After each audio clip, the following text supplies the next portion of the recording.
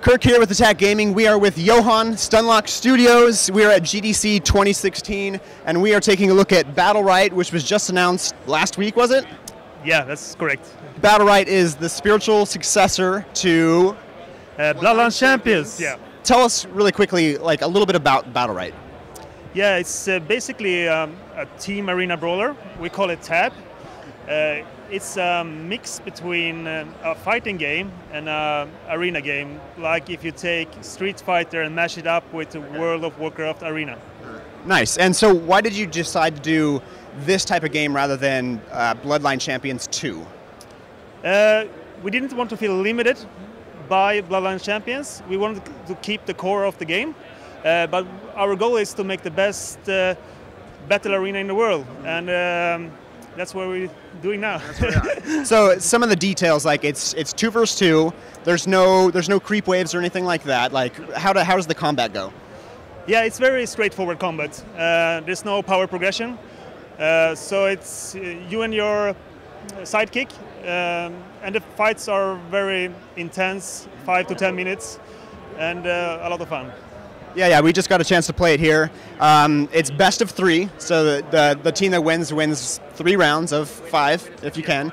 And yeah, it's quick. It feels good. Like it just the Q, E, and R. It's fast and it's fun. I love it. Yeah, we worked a lot of get a very smooth gameplay. So the gameplay is very important for us, and we also believe that. This game is it's easy to learn, easy to get into, and the skill living is high enough to go pro with it and go esport. Do you think the people that are going to play this game are MOBA players, or are you expecting other type of action game players to really like Battlerite? Yeah, both. Yeah, both. I think it's a game for everybody who are into competitive gaming and action games in general. So even if you're playing a first-person shooter or a MOBA, I think you will have fun with Battlerite, yeah.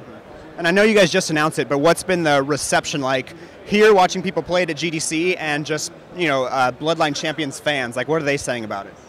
I don't think we had any. Yeah, we had a couple of fans here already, but in general, people are really excited about the game. They get into it fast, quick, and they want to know more.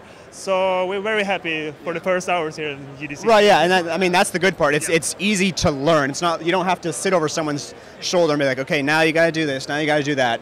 Even players that don't play this type of game, I feel like you can jump in and just be like, I know what I'm doing, especially after the 3 rounds. Like, it's not that difficult. Yeah, it's easy to get into, and also it's easy to observe.